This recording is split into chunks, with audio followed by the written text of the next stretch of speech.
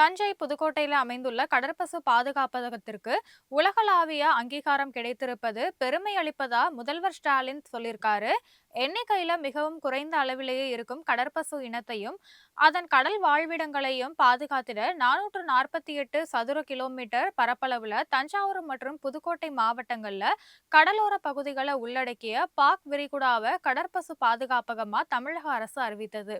இது குறித்து முதல்வர் ஸ்டாலின் வெளியிட்டுள்ள எக்ஸ் தள பதிவுல, தஞ்சை புதுக்கோட்டை மாவட்டங்கள்ல அமைந்த பாக் வளைகுடாவுல திமுக அரசு அறிவித்த இந்தியாவுடைய முதல் கடற்பசு பாதுகாப்பகத்திற்கு உலகளாவிய அங்கீகாரம் கிடைச்சிருக்கிறதா குறிப்பிட்டிருக்காரு. இந்த முன்னோடி முயற்சியை பாராட்டும் தீர்மானம் அபுதாபி பன்னாட்டு இயற்கை பாதுகாப்பு சங்கத்துடைய உலக பாதுகாப்பு மாநாட்டுக்கு முன் ஆன்லைன் வாக்கெடுப்புல நிறைவேற்றப்பட்டதுன்னு அவர் சுட்டிக்காட்டியிருக்காரு.